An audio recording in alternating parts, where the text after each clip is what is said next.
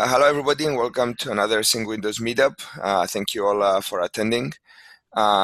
We have a few items on the agenda today, so I think we'll start with Patrick, and then we'll move to David to give us an update on Flannel, and I also have some updates on mine as well. So, Patrick, go ahead, please. Okay, sure. Let me share this out real quick because I just want to bring up the prod. Actually, did you start the recording? Yes, I have. Oh, weird. Yeah, I don't see the status on there. Well, it says it's recording on my end. So, okay. Yeah. Okay, yeah, I guess mine's just malfunctioned today. Okay, so share. Okay, can you see that? Okay. Yes, we can. Thank you. Okay, cool. All right, so this is the project board that I've been using to basically track the various work needed as part of the 13 effort. And so the good news is that one of these, the last one that was marked as a feature, which was for the DNS capabilities, actually merged last night. So that's the last one that we have that was marked as feature. The rest of these are all test-related changes.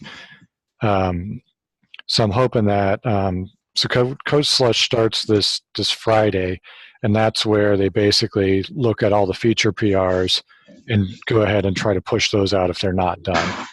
So I don't think we have anything that's at risk there. We just need to continue the work to get these tests online. So I was talking to Adelina and the others at Cloudbase about those. So next step there is I'm going to talk to Aaron and probably Ben over at Google because they've managed the main Proud cluster that would actually be running the code in this PR here. And so I need to get them the Azure sub that'll get that set up. And then we should be able to get those tests online. While we still have these other open PRs, there will be some tests that are failing, but they should all match what we know of that I added in the Windows GA doc down here, where I basically put in all the test cases that we're going to be running on Windows, and then for the ones that we're going to run on Linux only, I sort of grouped them up, with the reason of why they're not going to be running there on Windows. So that's available for everybody to review, and then my expectation is that that should match the results on Test Grid once we get those merged. So that's kind of the next thing I'm pushing on there. Where I could use some help is, and actually this one I need to just resolve because that was just waiting on that other PR. Where I could use some help is going back over here to the doc sets. I went ahead and opened placeholders for the doc work that needs to be done. I think we have until, hold on, let me find it here.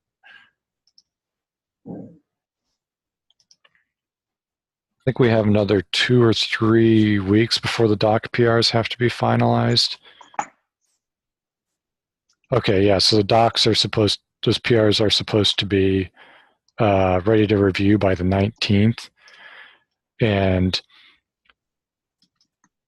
so the one that I need the most help on is actually this user-focused documentation.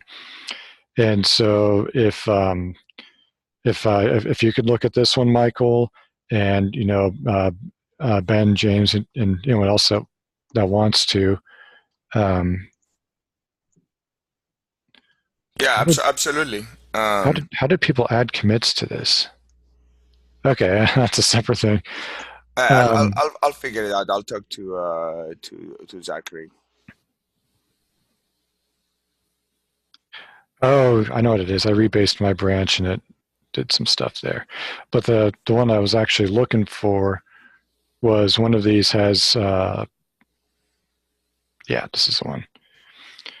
So what I did was I basically went back through old notes and went and looked at the doc set for what's there for Linux. And this is basically sort of the working outline that I'd put together of topics that I think we need to have in the user-focused documentation. I don't, Okay. like today, the main stuff we have is all in that getting started guide, which has a lot more details around things like building Kubernetes and stuff like that. I don't think we actually necessarily need that level of detail on the Kubernetes website. I think what's going to be more important is that we've got links to those steps, where appropriate. Because I mean, I've got the stuff for ACS Engine. I've already got a link here to what. I guess I didn't get the right link on there. Or was that the link that that was shared last week? Yeah, that Peter had, Okay. and then we can get some steps from the folks working on OpenStack. But basically, I want to link out to all those for the deployment. And then here's where I'd rather be focusing on, like, here's your samples of how you create a Windows pod and things like that. Because I think that's what people are really going to need to get started. Okay. So if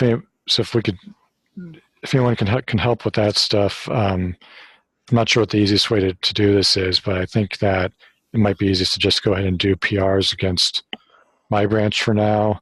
Or I could go ahead and give more people commit access if you want that. So just ping me on Slack if you can help with that. Okay. And so those are the main things that I had there. So I'm going to keep pushing on the tests and got those doc PRs open because they were supposed to be opened by a certain deadline, but finished by the 19th. Do you have anything that you want to go over, Michael, or should we hand over to David for Flannel? Just a couple of things on the. Can you go back to your milestone diagram? Yes. So, in terms of before code freeze happens, is there anything that might not make it in, where we have doubts, or like, is there anybody that can help outside of Cloudbase and Microsoft on any of these? Well, so let's see. So all these that we're waiting on merge and release, of course, are all test related. So, we've been pushing on people to review those, and so other than pinging people, that's there. These other two here around the hybrid clusters. I'm going to keep pushing that issue with SIG architecture because they have not made a decision there yet. They agreed that we should keep working towards defining how this should run. And so we're basically using this PR to say, look, here's something that's working. Can we merge this as a point-in-time solution while SIG architecture works on the longer-term plan for conformance profiles? But, worst case scenario, if that's not merged, we could still run with what's there today, but there'll just be a list of known failures that people need to manually triage. It's not really ideal, but I mean, for the test grid needs to show the upstream results. And if we want to have a separate one for our group, we can list that there. This one was actually resolved. And that one, I'll get updated with David. But I'm not aware of any other major risks there. At this point, it's just finishing up the.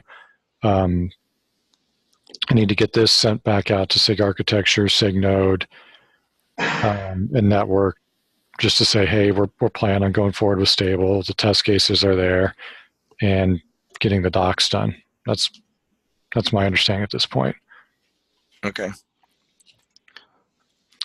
I guess the one thing I should mention is the Windows Server 2019 will probably be cut from version 13, just because we don't have a testable build yet. And given that we're about to enter code freeze, I don't really know. If it came out today, I suppose we might be able to get it, but Yeah, I mean, we didn't we discuss that last week, and we said that Yeah, we're okay to push that out, right? So we'll go yeah, with 1803. yeah, Uh, so all right. Yeah, I mean, it is what it is. Maybe the point release down the line for 1.13 will support that if it makes sense, and we can get everything, all our ducks in a row. yeah. I mean, I think the important thing is going to be for 14 getting CRI container D going, because then you get the Hyper-V isolation and you get the backwards compatibility. So, Yeah. okay. The couple. So let's move to David to give us an update on Flannel, and some of my questions are related to that area. So David, you ready? Yeah, sure. Yeah, so happy to think about this. Basically, in a nutshell today, or just to recap, we only support Flannel in host gateway mode, which uses bridging or the L2 bridge network on Windows. This is mainly due to scalability limitations and code changes required in kubeproxy to utilize the VXLAN mode and overlay networking mode. Thus far, we've been referring people on, using the guide that's floating around to use these pre-built binaries that are built on top of APR, like me posted here in chat. So the situation isn't very ideal. Now, to give an update on what happened since then, we did some work and should be a few days away from merging a more updated PR that also includes initial preliminary Windows support for both VXLAN and L2 bridge mode on the Flannel bits. Now, the other large piece of work that we did is originally we had another networking plugin called WinCNI, and we split that up into its respective networking mode. So for L2 bridge and for overlay networking. That PR, which is kind of the networking plugins that Flannel is delegating to and calling under the hood, so to speak, that PR has been merged already, and that's officially the networking plugins that we are going to maintain and support going forward. So just to reiterate that, WinCNI is being split up and is thus being deprecated instead of to use WinBridge and WinOverlay instead.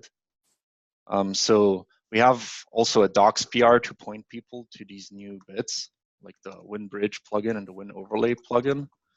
That's also about to be merged. I'm just waiting on the final 1042 new Flannel PR to be merged as well, so that I can point people to the newest and greatest bits and the latest docs. We're hoping to close on that by the end of the week. There's a few typos in the PR, and we will still want to give credit to ThanksCode because he did a lot of refactoring work and merged our other two PRs together. So we're in a bit of a funny situation in that we know we have the fixes ready ourselves on our private branches, but we want to give credit as well to ThanksCode. So we're working with them to address those minor typos. So hopefully it'll be merged by the end of this week. Then for VXLAN mode, so I said there's some platform limitations and there's some kubeproxy changes needed to light that up. So we are developing and validating that right now from platforms, so HNS and open source, Flannel and kubeproxy perspective as well. The kubeproxy changes, we have private binaries right now that we're utilizing for testing, and the HNS changes are there in the next Windows release. Now we are also trying to backport the platform changes such that you can use Flannel overlay once it's ready on Windows Server 2019. But there's a lot of red tape around that, and we're still working through that. We already did a basic POC with Flannel overlay, but we still need to document it, of course, and make sure that all the work lands in Windows Server 2019 as well. So there's still a few months of work left until we have that publicly available and some PRs out. That's kind of all the main data points that I had. Are there any questions that anyone has? No, David, thank you. Thank you for the update. One question on the Windows changes are required for Flannel. Is that the issue around how IP addresses and routes are being stored on each host that could significantly impact scalability in a large cluster? Yeah, so the scalability change, well, there's two changes I would say. One is that if you're using the old PR for our older networking plugins, is that we are leaking endpoints. So that's an issue in itself. That's addressed with the newest networking plugins. Then the second issue, the scalability limitation, that mainly applies to overlay or VXLAN mode in Flannel, which is still under development, so it's not being used by people. The limitation there is that we're programming all possible endpoints for remote subnets, so it's a significant scalability limitation. And we're trying to address that so that you only have the needed remote endpoints programmed, not all possible endpoints for subnets.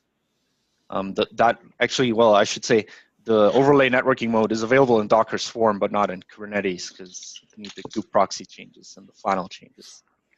Okay. But the scalability limitation applies there as well. And we want to address both issues so that it is scalable and more performant for Flannel.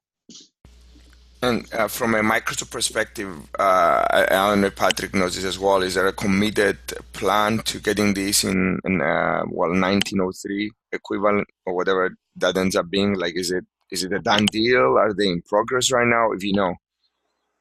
Yeah, we are working on this. Okay. It will be there in 1903. Now we are trying to get it in for Windows Server 2019 as well. Okay, so backported later on. Yeah, okay. Yeah. That is still not completely signed off because we still need to work through the red tape around that. But we are trying to do that as well. Now in 1903, that is committed, yes. Okay. I think that's all the questions I had on this. Thank you for the update. It's very informative. I don't know if anybody else has any questions on this topic.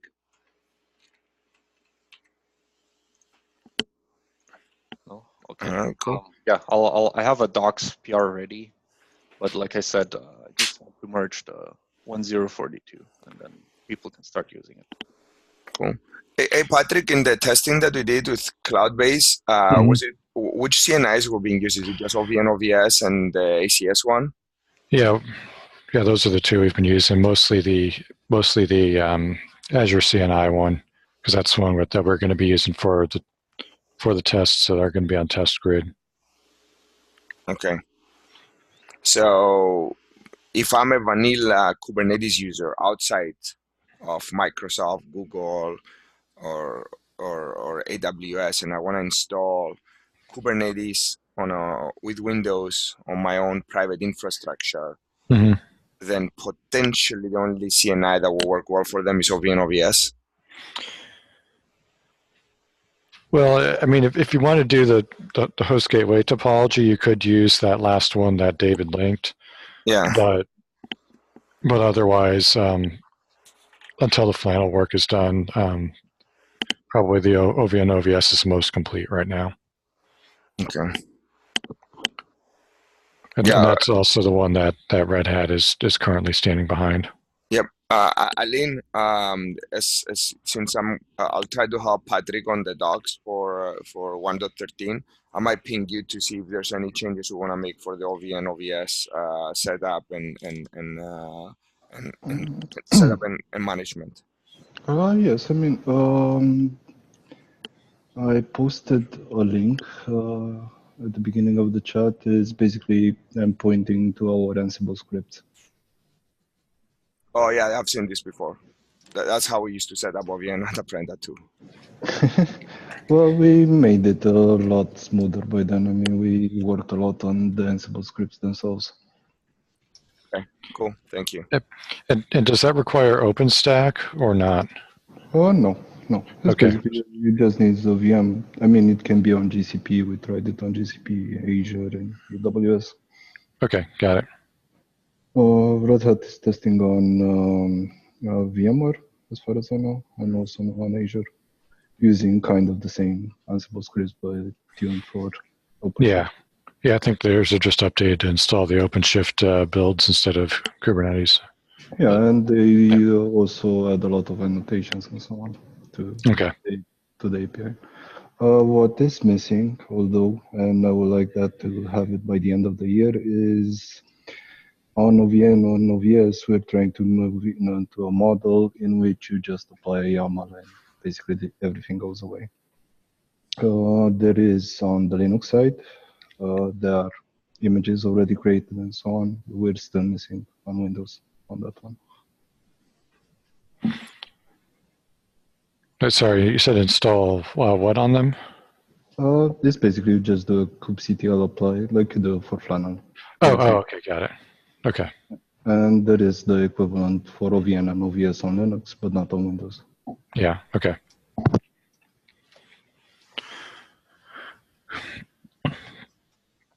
All right. I didn't have anything else. I think all of my concerns and things I wanted to bring up are done. I had a quick question for Peter. So have you taken a look at that other CNI repo that David mentioned there? Yeah, the official container networking plugins. Yeah. Yes, I started last week to port my setup from WinCNI to WinBridge, and the configuration does not seem to be directly portable, so I'm working through that right now. I might ping you and David about that later today. Okay. Yeah, there's one change you have to do in your CNI conf. You need to switch it to Win-Bridge instead of L2 bridge. Right, I did that, and I think I did that. We can talk more about it later. But, okay. Yeah, something was directly translating. Okay, cool. Yeah, so maybe we can get that one tested or get test results on that one on test grid on GCE later, if that makes sense. So. Yeah, that's my plan, is to use WinBridge. Okay, cool. All right, well, that'd be a good mix so we'd have OVN, that plugin plus Azure CNI covered. So that'll be helpful. Awesome. Just one question from me, Patrick. I would like to test out Containerd instead of Docker. What do I need exactly to test it? Well, the first thing is you're going to need the Windows Server 2019 release. And then there are you'll have to look at the right branch. Right now, there's still some PRs that need to merge.